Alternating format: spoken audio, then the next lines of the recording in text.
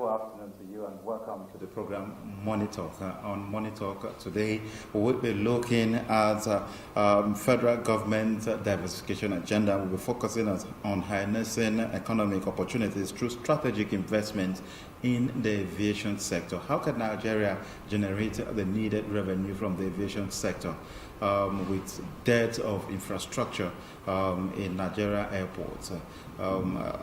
There was a time when some of the airports in Nigeria were considered as one of the worst in the world, and we were shocked at that report. But I know there was a point where the Port Harcourt airport, the Lagos airport were one of the best in Africa. But maybe over time, there have never been any investment in that sector, and there is so much deficit in that sector. We'll be looking at all of this. How can Nigeria generate so much revenue from the aviation sector as it is done all over the world? We are going to see huge investments in airports across the world. A whole lot of them, hotel facilities at airports. You have state-of-the-art facilities of runways and a whole lot of that. I have in the studio an aviation freak, an expert in that regard.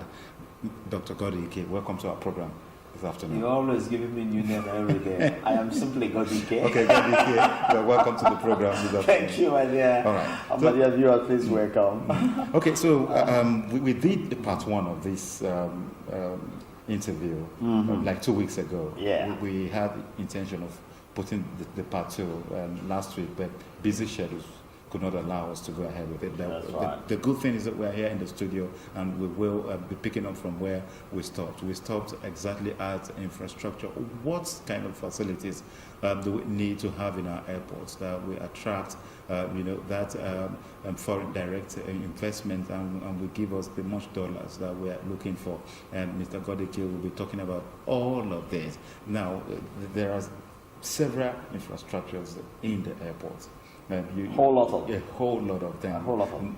Now, where are we lacking in this regard? First of all, is that we must know that airports around the world right now, are no more just places that people, go to take flight, and come back. They are huge marketplaces. Right around the world right now. We're going to see a few examples of what the world has done with these airports. And what's more, airports are meant to generate huge revenues. But you see, if you do not invest money, then you cannot make money. You don't expect returns. Okay. Returns don't come from the blues. Yes. You got to invest.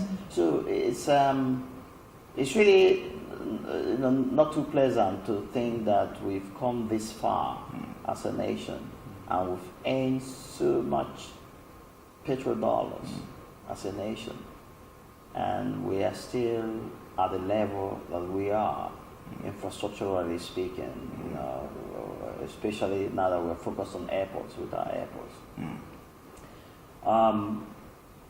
I do not see why, for instance, Abuja Airport shouldn't have the best international 7-star hotel linked to it, attached to it. They've got enough space for that. The private sector development right there in Maitama, the Transcorp Hilton. Have you been there recently? Yeah. To see what's going on there? They are simply minting money. So you don't just need the government to invest. They can have a partnership with the private sector to do the investment. Then they can generate the revenue over time and hand it over to the government. It doesn't even have to be a Nigerian company. Okay. It can even be some pension funds, from some part of the world. As we speak, they are already rolling out the photos of what's happening around the world. They just keep rolling it as we speak, but then later on we're going to choose pick the ones who want to really discuss. Okay, you talk about hotel. We have a hotel as part of the tell us that. Do we have any airport in Nigeria that has an airport where people whose flight have been delayed can be kept, comfortably, and people who want to pay over the night to catch up with the flight early in the morning can actually do that. Honestly, I don't know of anyone. Even when you hear, that's the hotel. when That's the Crown Plaza Hotel. Crown Plaza is Changi, in Changi Airport in Singapore. It's been elected or nominated or whatever word is most appropriate to use to describe it. It's been marked as the best for the past straight 10 years or thereabout. And there's no reason why we shouldn't have this kind of hotel in Abuja or in Lagos or in Port Harcourt. The best in the world. The best in the world. Best kept, best maintained, best services, everything in one. That's in Singapore. And the young man that designed that hotel is unbelievable. When you hear about the Moha Group, I don't know if you've ever heard about them. Young architects, two young men, Singaporeans who got together and set up the architectural firm, and they are doing wonders.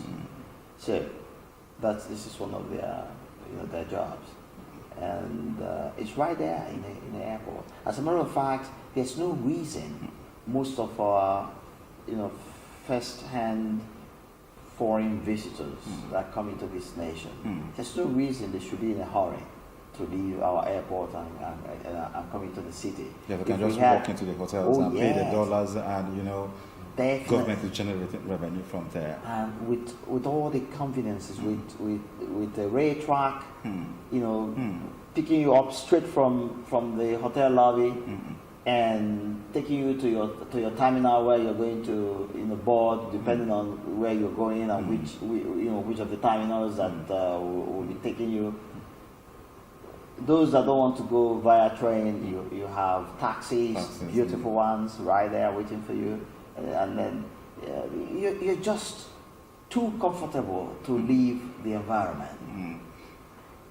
That is what airports have become. And as you the world. The more you stay, the more you spend. Because the more you stay, the more you spend. You need to pay for your accommodation. And you need to buy some other things. You create a whole lot of jobs that you do not need to dip your hands in government budget. Government tier to pay bills, because these monies will be generated in the process of running the activities around the airport. Now, talk about the airport being a marketplace.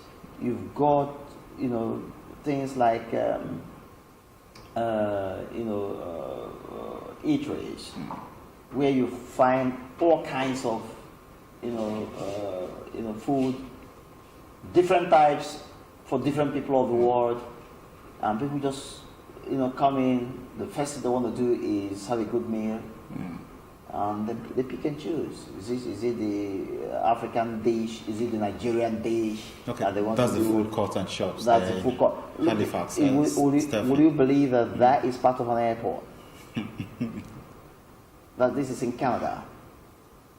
It's part of and somebody's going to say to me, "Oh, come on, these are all developed nations."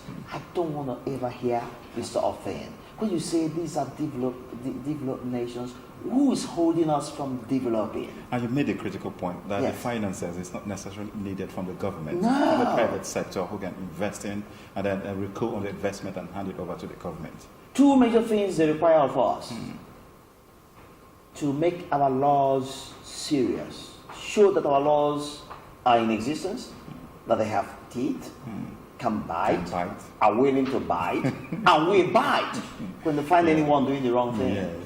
Number two, to show that we have a judicial system that if you are hurt by anyone, you don't take laws into your hands.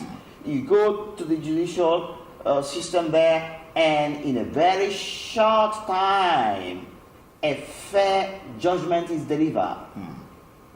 As a matter of fact, justice is for either side.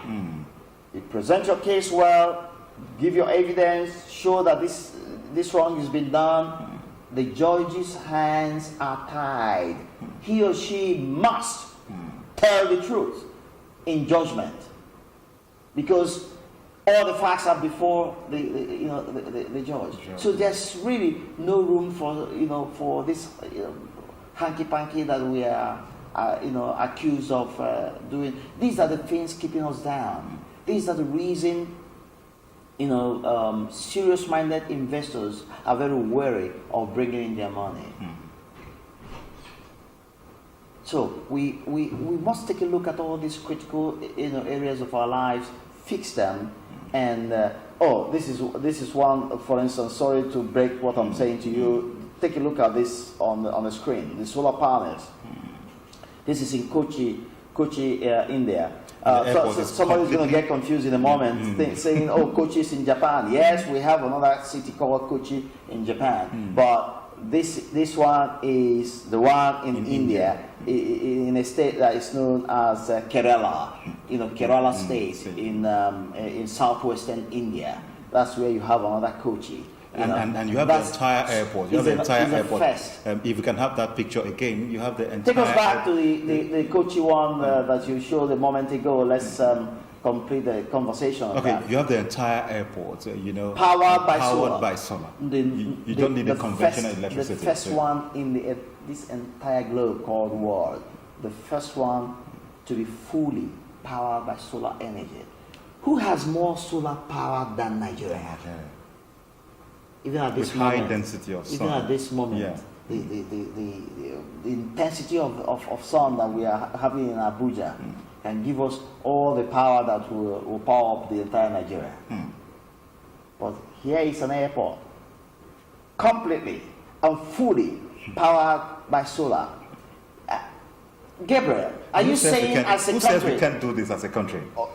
We can't afford this? Or you want me to call one young businessman from my hometown of Nnewi in Anambra State to come and fund it for government and say, government, take, it's all yours. We really have to sit up, get serious, get down to the job, and show that we are really in a hurry to develop. And you once told me that on your program that if the right investment were made and the laws and the court system is working very well, we can have a booming aviation sector, that Nigeria becomes a hub. Yes. We're no longer talking about crude oil again. No. Attention is shifted to generating revenue from the aviation sector. As a matter of fact, if we can de-emphasize our crude oil, we will be a better nation. If there's any way we can even put them under lock and key and harness what we have internally. Yes, we may suffer some inconveniences for the first 1, 2, 3, maximum 5 years. If we put our acts together, you will see that Nigerians will forget that we ever had crude oil. Okay, for a long time, we're talking about the runway at Abuja International Airport, where we had to shut down the airport for some time, using the Kaduna International Airport, and we're talking about the runway, whereas we have fully lighted runways, state-of-the-art facilities, some places around the world. Yeah, can't we have a runway there? You can show us that runway. Let's see what. No, not this one. This is just the PAPI, what they call PAPI. That if you're flying visually, it can lead you into landing safely. You see those lights where they've given us. This is lighting. If you are approaching it looks like an aerial view of a city, of a modern city. But that's the wrong way. That's the wrong way. And it's not magic. It's all about sincere hard work. And the pilot can What's my language? And the pilot can land taking his coffee, a cup of coffee. Especially if it's equipped with the highest category of ILS, the 3C, and you have a compliant airplane approaching. The pilot will just be sipping his coffee and having fun. And the plane goes in there on auto, and touches down nicely. You don't have to see, anything. You don't have to worry about visibility. Visibility. The one we very funnily call Hamilton Haze.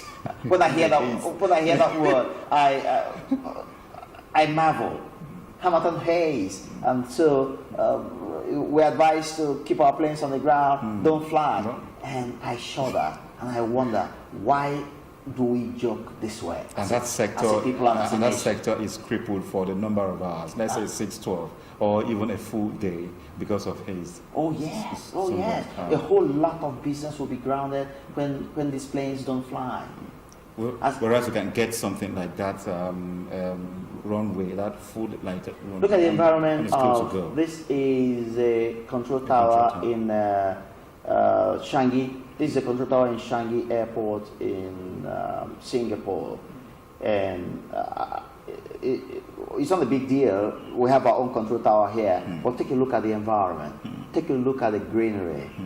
These are little, torches, little things that we ignore. Sometimes I wonder why we think the way we do, and why we go on the way we do, and we have enough resources to do better. Okay, now should we not use our resources? There's a thought, they are more clear on the screen. Are there international bodies, in the aviation sector that we can get resources from and invest in that sector, then pay time? I've said that severally on my program, my weekly Monday program. They are bound in the world, but you see, in all, we need government guarantee that these monies will be paid back. Number two, we need to set up our legal framework in such a way that it will boost some confidence in those that are coming to operate within the system.